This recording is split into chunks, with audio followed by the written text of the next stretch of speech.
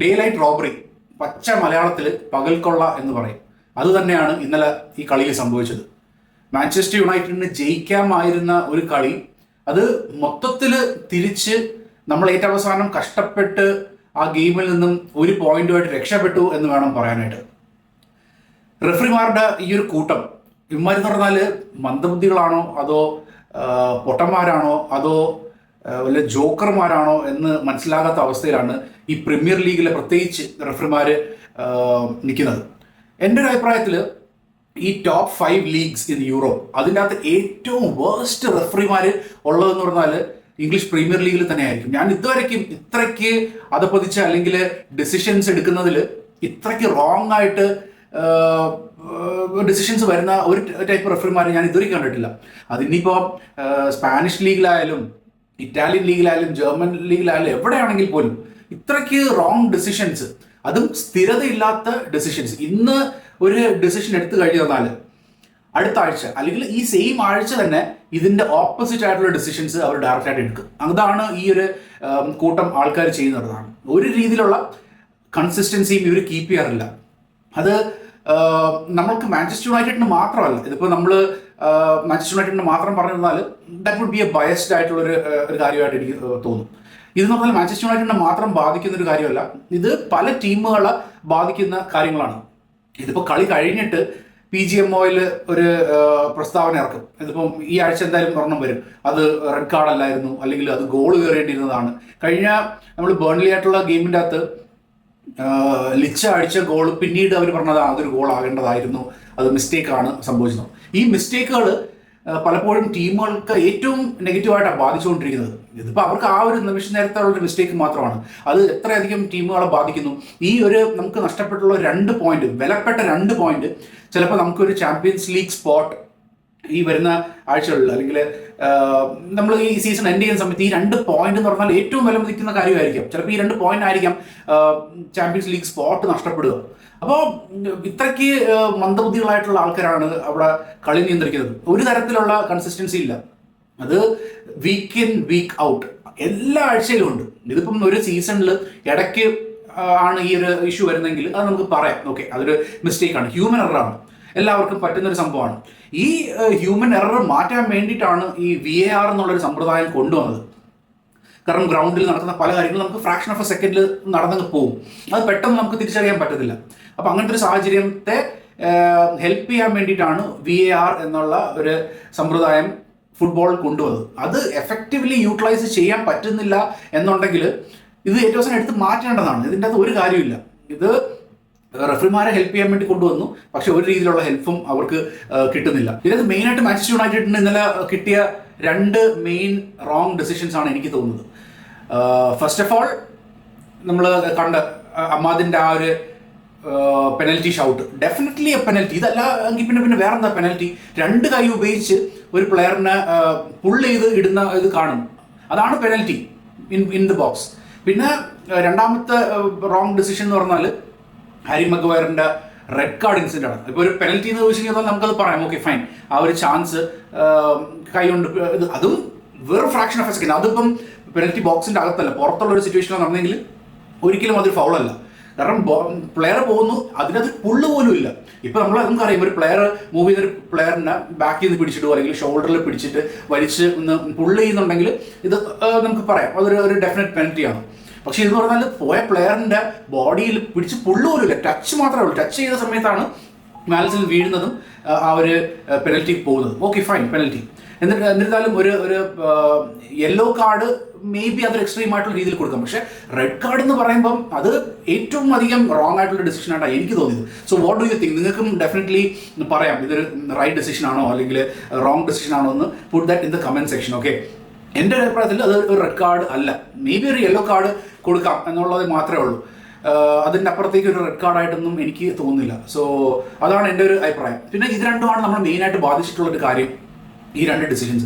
ഇനിയിപ്പം മെഗ്വയർ എത്രയാ director red ആയതുകൊണ്ട് 3 കളികൾ പുറത്തിരിക്കേണ്ട ഒരു സാഹചര്യമാണ്. സോ നമ്മളിപ്പം ഇന്റർനാഷണൽ ബ്രേക്കിന് പോകുന്നു, നമ്മളൊരു കളിച്ചൊരു ഹൈ ലെവലിൽ നിന്നിട്ട് 3 പോയിന്റ് നേടി പോകുന്നതിൻ്റെ ഒരു ഫീലിംഗ് ഉണ്ടായിരുന്നു. ഇപ്പം അത് നമുക്ക് നഷ്ടപ്പെട്ടു. ഇനിയിപ്പം വരുന്ന ഈ ആഴ്ചയിലുള്ള മറ്റ് കളികൾ ആശ്രയിച്ചിരിക്കും. നമ്മുടെ എതിർ ടീമുകൾ ആസ്റ്റൺ വില്ല ആയാലും ലിവർപൂളൊക്കെ ആയിട്ടും എത്രയധികം പോയിന്റ്സ് അവർ നമ്മുടെ ആയിട്ട് അടുത്തോട്ട് എത്തുന്നു എന്നുള്ളത് നമുക്ക് ഇനിയിപ്പോൾ നോക്കിയിരുന്ന് കാണേണ്ട കാര്യമാണ്.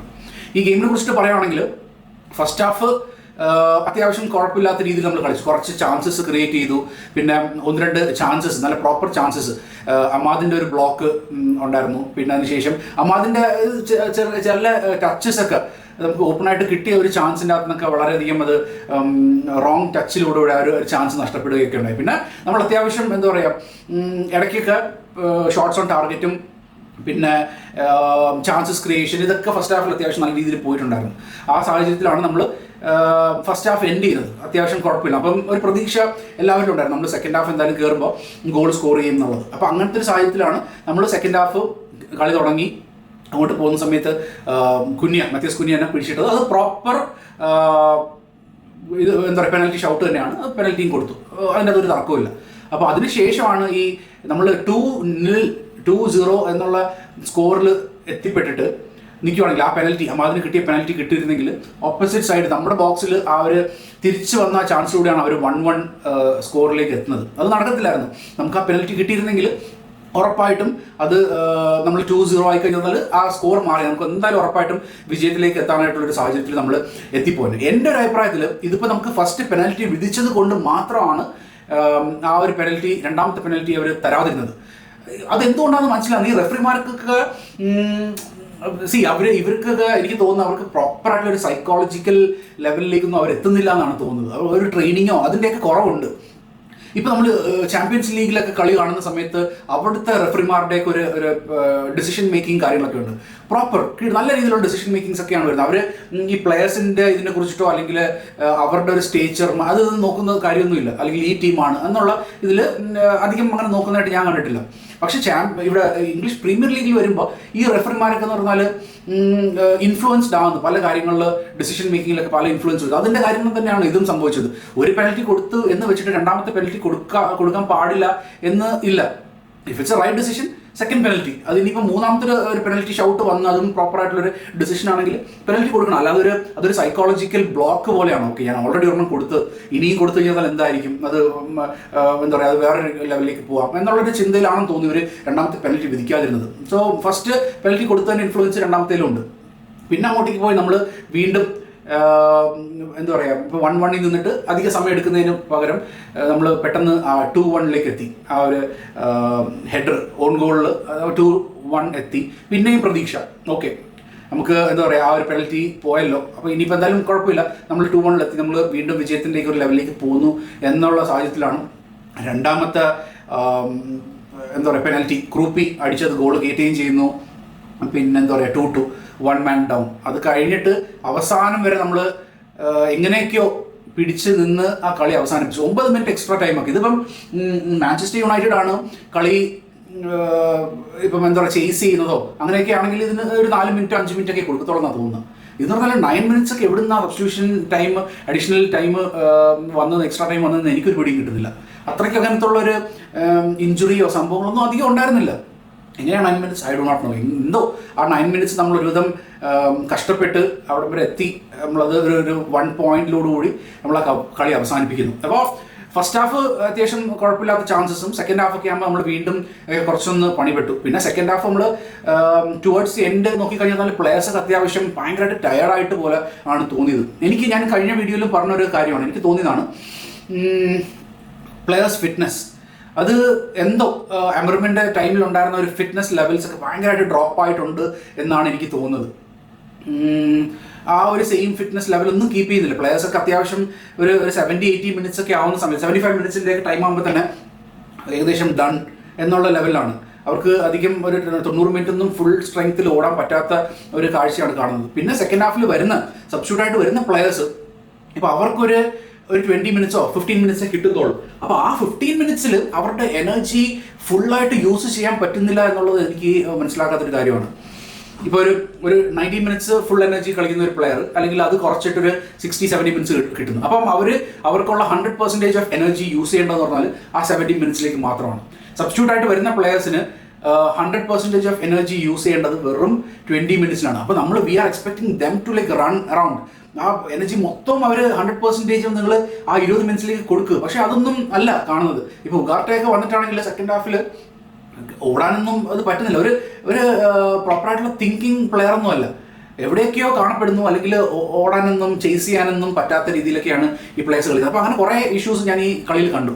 എന്നിരുന്നാലും ഞാൻ പറഞ്ഞതുപോലെ നമുക്ക് ഏറ്റവും ഇമ്പോർട്ടൻ്റ് ആയിട്ടുള്ളൊരു കാര്യം എന്ന് പറഞ്ഞാൽ ഈ 1 പോയിന്റ് തന്നെയാണ്. പിന്നെ നഷ്ടം നമുക്ക് 2 പോയിന്റ്സ് നഷ്ടമുണ്ട്.